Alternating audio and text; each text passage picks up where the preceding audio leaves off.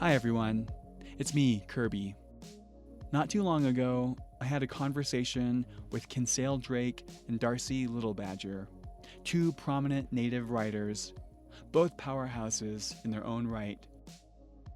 Last year, Kinsale and Darcie teamed up on a project with Stacey Shannon Danette-Sosi, another awesome Native writer. The trio curated and assembled a book titled Beyond the Glittering World, an anthology of Indigenous Feminisms and Futurisms. The anthology highlights Native voices, especially Native women, Two-Spirit people, and many other underrepresented voices in literature.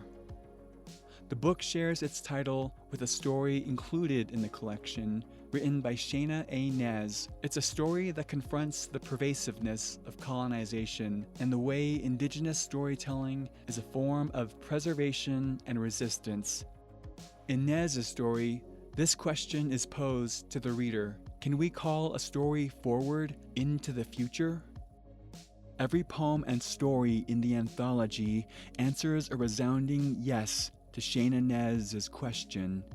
Yes, we are carrying forward our stories of ancestral wisdom into the next world. Yes, our vibrant imaginations are nurturing the future. What I'm saying is, Beyond the Glittering World is a powerful collection of writings, and it's one of my favorite releases in recent years. Since the book came out, the editors and contributors have been touring the country to promote it, which brought Kinsale and Darcie to Fort Lewis College here in Durango, Colorado. Before their campus event, the two were gracious enough to sit down with me for a chat.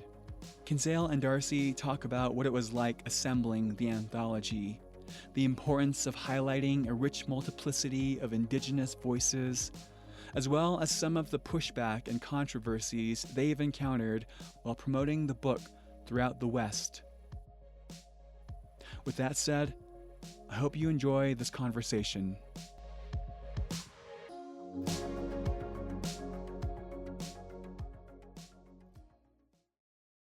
Darcie Littlebadger and Kinsale Drake, welcome to the Magic City of the Southwest. Let's go and start with introductions from both of you. I'm Darcie Littlebadger, and I'm a co-editor of the anthology Beyond the Glittering World. And I also write books and comics, and I used to be an oceanographer, but in 2020, I switched to full-time writing. Yat Kinsale Drake nishe nat oden tratina nishle bilagana bashis chin ashihadashache bilagana dashanala akut ego atsana nishle. Hi, my name is Kinsale Drake. I am a poet and a playwright and an editor, and very happy to be one of the editors of Beyond the Glittering World, which was a young readers anthology featuring poetry and prose. And I'm currently based in Nashville as a teaching fellow, and I'm in the MFA program at Vanderbilt, but I'm very happy to be here on my homelands too, in the Four Corners area. And my family's from Navajo Mountain, Utah, and I grew up in Southern California and also love coming home to Utah. So I'm happy to be in the area. Kinsale and Darcie, you're both listed as editors for the anthology. I also want to mention the other Indigenous writer and editor involved with it, and that's Stacey Shannon Danette-Sosi. Tell me about the origins of the anthology. Like, how did you all join forces to assemble this collection? Oh, that's one for Kinsale for sure. What? You are the one who brought us together. I can't even fully remember the lore, like the deep lore, but from what I know, I knew Darcie was awesome. I had been doing audiobooks for Darcie, so I knew her work very intimately. But Darcie has been writing speculative fiction and Indigenous kind of futurist short stories for a while, and Stacey was like another powerhouse Navajo writer whose work I really loved, and she writes a lot of short stories, some of them a little bit fantastical. Like, if you haven't read Missing Morningstar, there's like one that everyone talks about, which is when her mother comes back through the Amazon Alexa that's like in their house. But they both kind of, to me, seem to be part of this rising generation of really great fiction writers who were pushing the limits of genre, pushing the boundaries of genre. And I knew Stacey's publisher Toy House Press was really interested in a project from any one of us. And so I think it was literally just, it was in person. Yeah, I remember that I was actually here for something else. And by here, I mean, what state are we in? Colorado. Wait, no, it was not Colorado. It was New Mexico. Okay, All right, it was near. It Nearby. was nearby. Oh my gosh, sorry. I've been traveling a lot. I just came up from Texas, doing book stuff. But we sat down and Will was there and you were there and you kind of pitched this idea to me of an anthology of Indigenous Futurisms and Feminisms. And I was thinking, first of all, an anthology like that with 3 co-editors who are Indigenous ourselves, writers ourselves. We're also all they're gender queer or women. So that would be really cool to have that sort of representation in the quote, the gatekeeper role, who decides what stories are going to be published. And also, I knew your work with Indian Girls Book Club. You just have connections with so many emerging writers. These are poets, these are writers of short story, fiction. And I thought that would be a great opportunity to give them and their voices this platform to be read by a wider audience. And so I was excited to join. It was my first big experience as an editor. So it was definitely like a learning experience, but I was glad that I had you and Stacy there to share the triumphs and the difficulties with along the way. Yeah, we definitely learned a lot. But that was something really important to us was obviously like elders or all people from all walks of life are really important in our communities, but like youth in particular bring a kind of urgency to like this work a lot of the times that we really need. And in Western society, quite frankly, youth are so marginalized in terms of decision making that it comes at a cost to our futures. And so that was something we really wanted to center, this notion that, I mean, emerging can mean at any age, but there are a lot of very young writers in that collection who have a like kind of fire and a kind of like fierce devotion behind their work that I think people just really needed to hear. And so we talked about that in terms of book club, right? Like, what would it be like for other young or emerging writers to encounter this anthology and to see it there all together, right? Like in all of its power, not having to explain itself to any kind of Western audience and instead just existing on its own. You kind of touched on this a bit, but when it came to assembling the book and seeking out contributors, whose voices did you want to highlight? So I was kind of responsible for soliciting some of the short stories that appeared in the anthology. And when I was looking for those, I actually did ask Kinsale and Stacy if they had any suggestions, because I didn't want to be the only person who only brought in the people that I was familiar with. I was familiar with kidlit authors, people who write young adult projects, people like A.J. Eversole, people who had been in, for example, Never Whistle at Night, which is this anthology of... Woo! Yeah, it's an awesome anthology. I'm excited. The next one's coming out, and I can't wait to read it. It's even spookier. It is. Like each anthology will be progressively scarier than the last until it's just like too scared to even open it. Yeah, we're just gonna leave it on our shelves. But the cover for the first one was beautiful, but also like there's Yeah. some spooky stuff on that. It's just gonna get so scary you can't even look at it. just put it in a paper sack and be like, don't open it. But in the most loving way possible. Yeah. But I'd been part of the anthology, so I knew some of the writers there. But yeah, I was glad for the input of some people who I hadn't heard about, such as Trisha, who wrote Our Native Languages Survive Us. And her story is just, I recommend everyone read it. But you can tell that she really puts so much love for the importance of her language and native languages in general. And that's because she is very involved with the reclamation kind of procedure that we have to undertake. And we had these long conversations about that and how she wanted to be respectful in her handling of this, not cross any boundaries, but also write a story that would highlight just the beauty of these languages.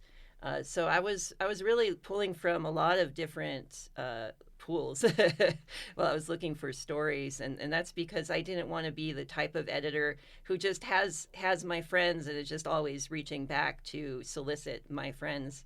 So yeah, some of these writers I'd never met before. Yeah, and I'll just add, I think all of us collectively really wanted to focus on like the expansiveness of what, or the richness really rather, of what Indigenous means. And so we made sure we were including Afro-Indigenous voices as well, because those are often excluded from anthologies. We included a Palestinian writer who's a friend of mine, Sama, whose work actually I first encountered in direct conversation with the Navajo Nation. There was actually a show when I was an undergrad about extraction, and it was drawing similarities between Palestine and the Navajo Nation. And I just think they all really illuminate each other really beautifully. But also importantly is like we all were very aware that like an anthology is very limited in its scope, just by nature of it having to be a physical object. Like there technically has to be a limited number of people we can include, and so it really, we wanted it to be like a jumping off point. Like it's like a sample, but it's also like a jumping off point. Like if you resonate with anybody, you can go down the little rabbit hole of like their work, and that's a really beautiful thing. But also like all of these people, and I think for many of us as Indigenous artists, and I think this is true for like pretty much everyone I've met who is BIPOC and is an artist, but particularly like Indigenous artists, is they do so much work like on a community level already. Like the art is just one part of what they do, like the actual creative output. There's so much that goes into that. And so a lot of these folks in the anthology are also like doing their own really important community work. And so that shines through their work, but also it's our hope that folks will go check out what they do and hopefully find ways to support it or feel inspired by that as well. I'm curious to know more about the editing process. There's poetry and short stories and essays. Did you assign each other a particular genre to focus on, or what did that look like? Yeah, we were mostly split by genre. So I was mostly doing the poetry, and Darcie and Stacy did mostly fiction, but there was a bit of overlap with some of those people, which is good because I think we don't really fall into those categories super neatly all the time. Like Shayna's story had a poem at the end, which is really like powerful. And I feel like overall, like the scope of the work was very wide reaching. The poetry, I think, tended to focus more on Indigenous feminist understandings of the self and land, and also this theme of coming of age. Because this is technically an anthology for young readers. We wanted young people coming of age to come to this and feel a kind of grounding or like a sense of being seen. And so that was like in particular like the project of the poetry. And I feel like the fiction, and Darcie can speak to this, I feel like the fiction was like it got very speculative at times, which I really appreciated, because I think poetry lyrically can do so much expansive work, but like fiction in terms of world building does like so much for us. Yeah, and it was, sometimes I wonder if part of it was me coming from this very like spec fic background, that a lot of the people I reached out to, like one of them, Monoquill Black Goose, actually just won the Hugo, which is pretty big in the sci-fi world. So I wanted to really see their take on Indigenous Futurisms, this genre that I've been working in, but that I'm exploring, because when I first started writing, I didn't even know what this term was. And then people started saying, wow, your works are really Indigenous Futurism. And I was like, oh, let me Google this. And when I read some of the themes, especially this acknowledgement of the continuity of time, the way the past affects our present and our future, I just thought that was so cool, because we really are a product of everything. We are in this web, inextricable from those who came before us, and we impact those who will come after us. And being an editor for these stories, it made me really appreciate my own editor because it's a lot more difficult than I'd anticipated.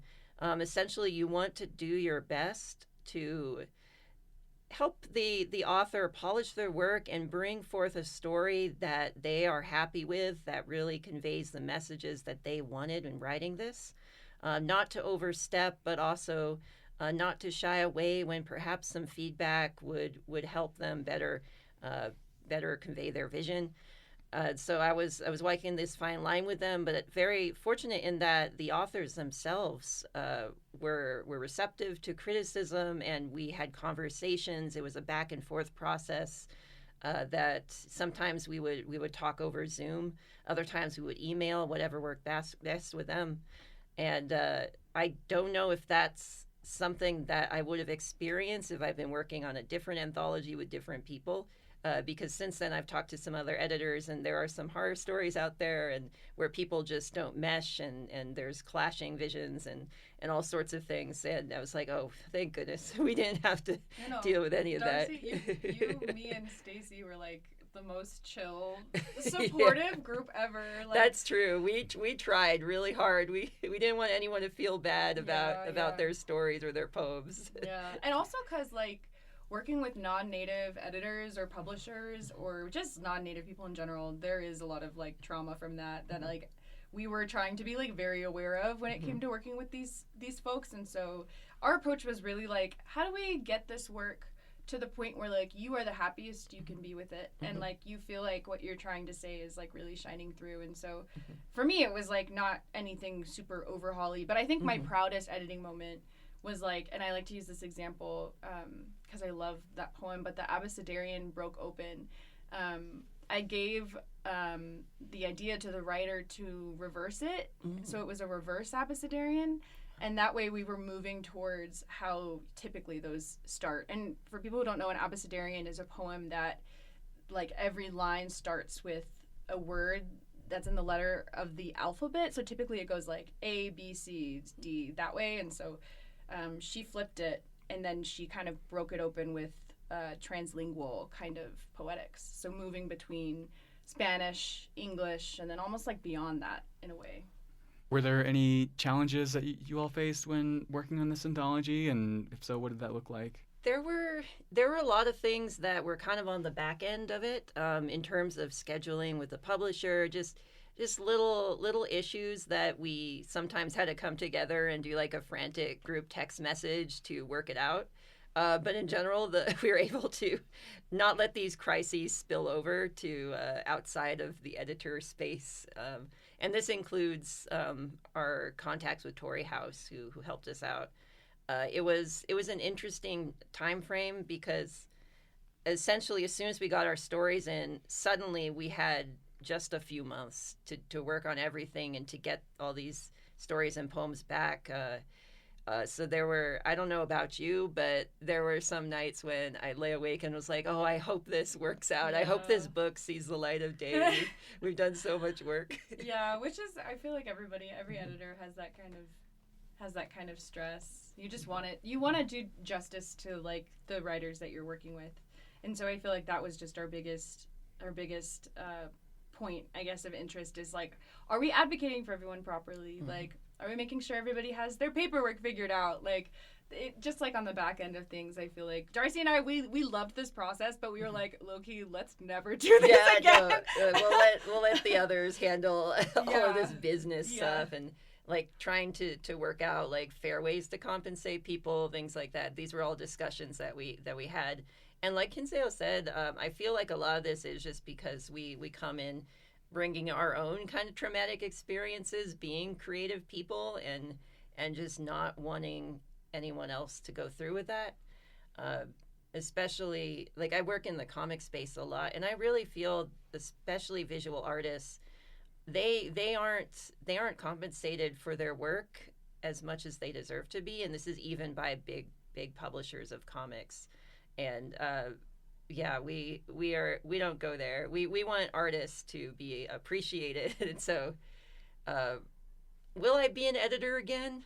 I don't know. What about you? Interesting question. Maybe. I like editing like literary magazines. Oh, yeah. I think the long process of editing books, I think if I don't have help, like I would never do it by myself. Oh yeah. I'm glad I had you guys. Same. Yeah, 100%. Yeah. Since the release of Beyond the Glittering World, what has the response been like? How's the book been received? It's been, from what I've seen, and I tend not to go on like Goodreads and other spaces like that, but just the organic reception has been very positive to me. I particularly like doing events like we're going to tonight, talk about the anthology and do some readings and then do a signing, because this is where you really get to interact with the readers, the people who actually care about Indigenous futurisms and feminisms, who are the target audience for your work. And that has been great. And I do have to say that emphasize it is an anthology geared towards the young adult readers. That has been the one thing that I've seen some confusion on. It's probably just a marketing issue with Goodreads. It's so hard to apparently manipulate that site, and that's where a lot of people get their information. But yeah, this is a young adult geared book. So sometimes we get people say, gosh, it read really like it was for teenagers. I was We're like, yeah. We're like, that's the point.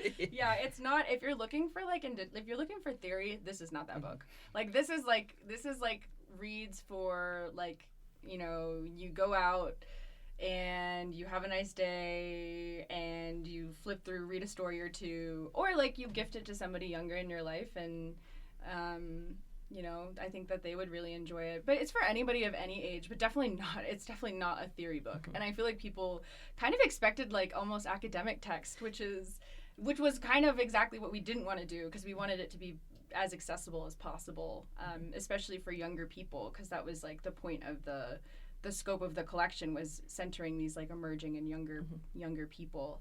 The other like big reception thing is like the censorship.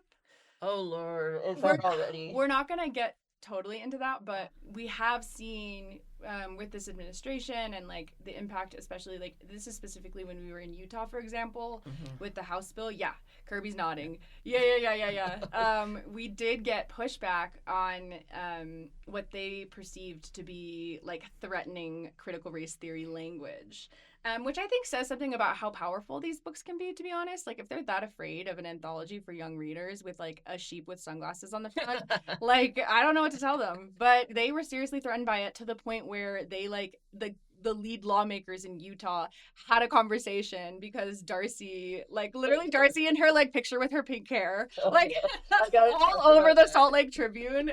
It's been a saga. It all started with House Bill 261. No, we were going to do an event to talk about Beyond the Glittering World at Weber State University, this public university in Utah.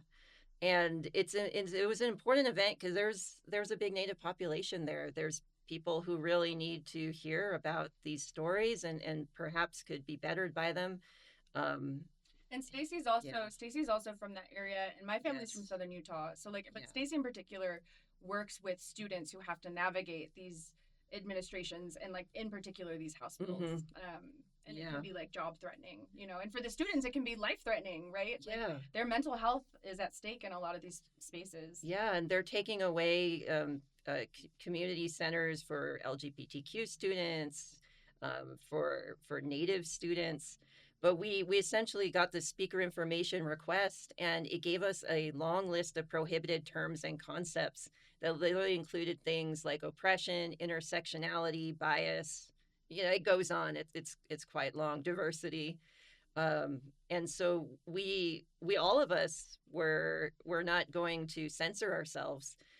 So Stacy and Kinsale went ahead and did the event and spoke freely, did not avoid these subjects, and I kind of published this list online, said I wasn't going to censor myself. And from there, it kicked off this chain of news stories, starting with the Salt Lake City Tribune, where they were talking about, this author backed out of an event because of censorship. And actually, just a couple days ago, it turns out that the legislature responded, and they were like, oh, the schools were overreaching, but we are going to change the law because we shouldn't be censoring speakers. And it kind of just shows how, like Kinsale says, how threatened they are by our voices, but also how it's important not to be afraid to challenge these laws, these attempts to silence us, to erase us in however way you can.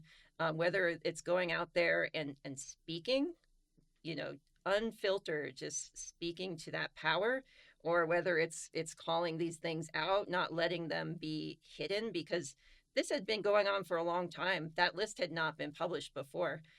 So by putting it out there in social media, suddenly you can't do this behind the curtains. They can't censor speakers in this sneaky way where they just stick it into the information request form.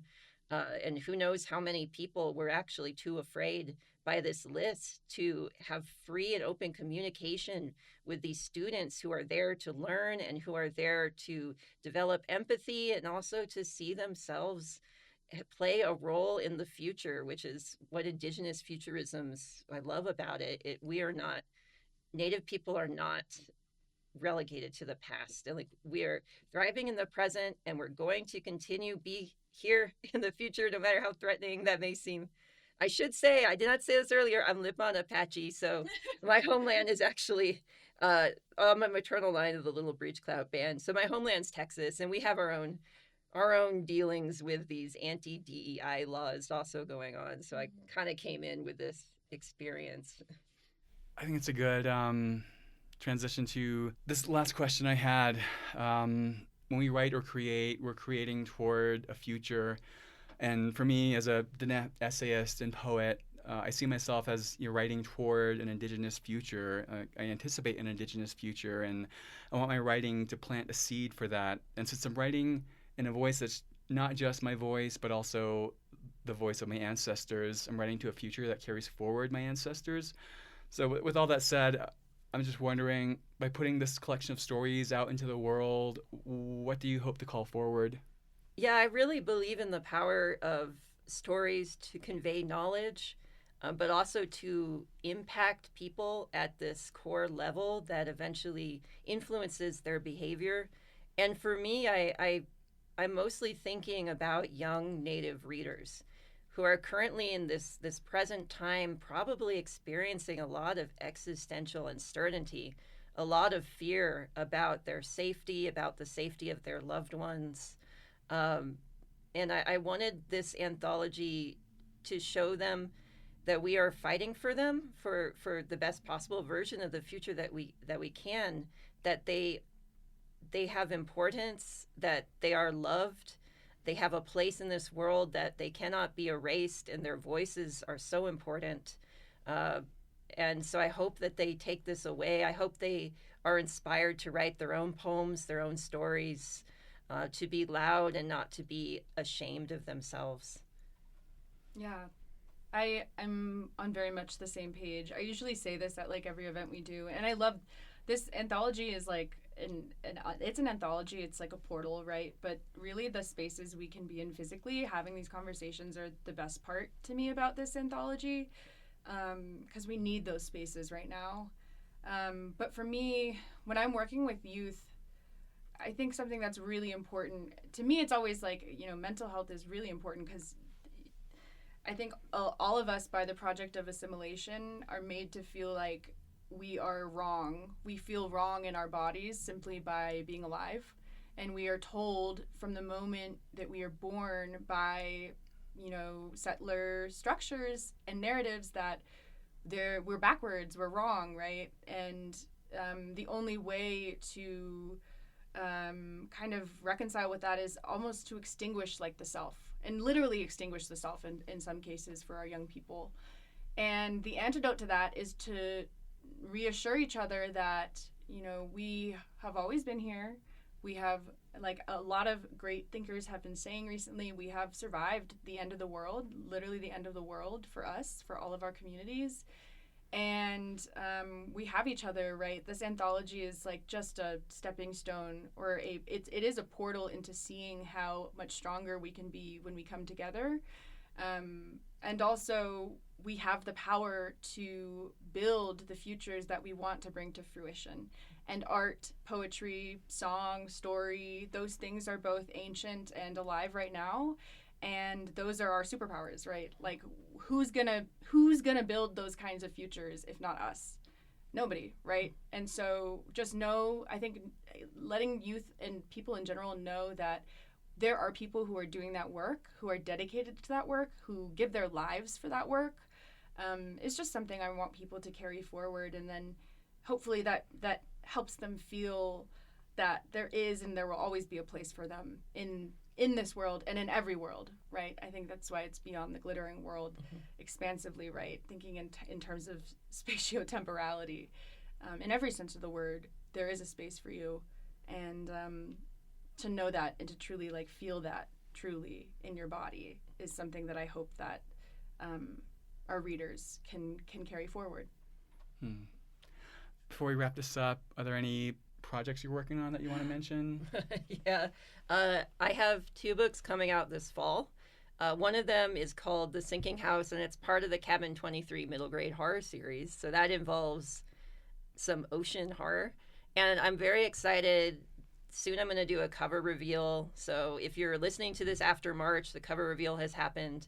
It's for Children of Owl, which is a book I've been working on, since 2019. And it's really the book of my heart, and it contains 25 illustrated pages by Abigail Rajanov that show really comics. So I got to put my 2 passions, writing books and writing comics, into one story of cousins who live in South Texas, in a trailer park in the desert, who essentially see owl and try to defy the bad fate that is coming. And so the question is, can they do it? I'm so excited. We're still trying to figure out if I'm allowed to do the audiobook or not. Look, Papa. Look, I totally understand if you don't. Kirby, should I do it or should I not? This is all on you, Kirbie. Yeah, it's on you, Kirby. Thumbs up to that. Dang! Okay, I'm telling my mom Kirby said yes. Kirbie said yes. Oh, gosh. Oh, my gosh. Okay, well, I just turned in my second manuscript to my editor / people who are looking at it right now. I'm so excited.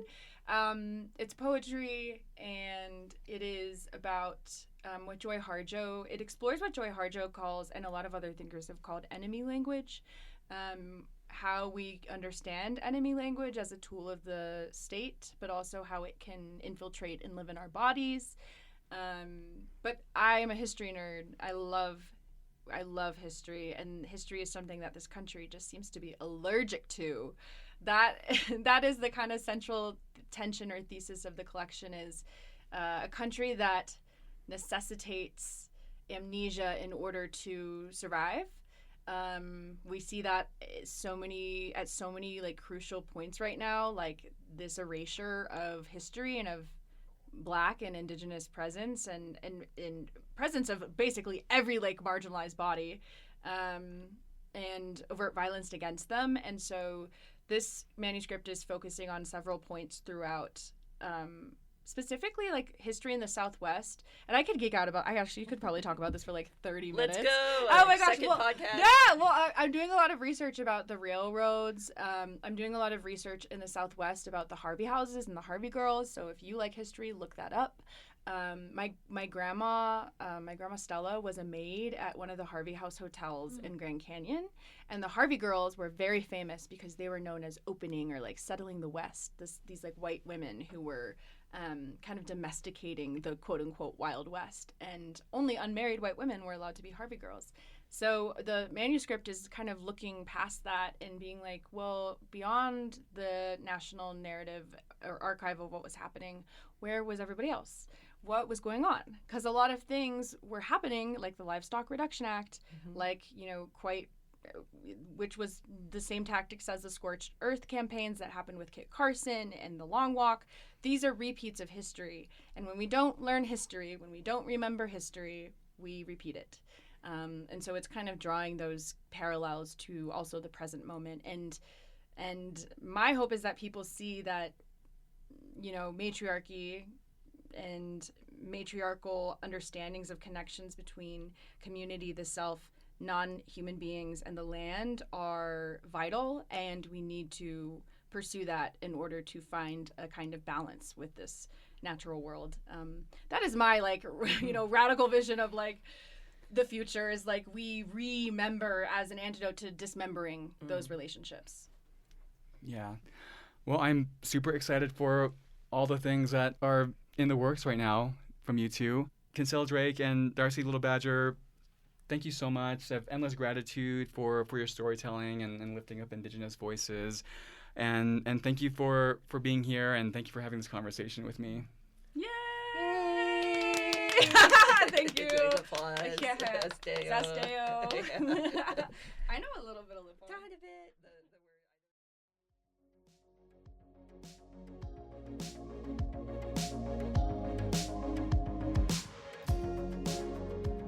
This episode is a production of the Magic Southwest. It was written and produced by me. Graphic design by Jamie Wanzik. Special thanks to Candace Nadan and KDUR Public Radio. Scoring music by Alex Kem. Support comes from the Redline Arts Center in Denver, Colorado. I'm Kirbie Bennett. We'll see you next time for more stories from the Magic Southwest.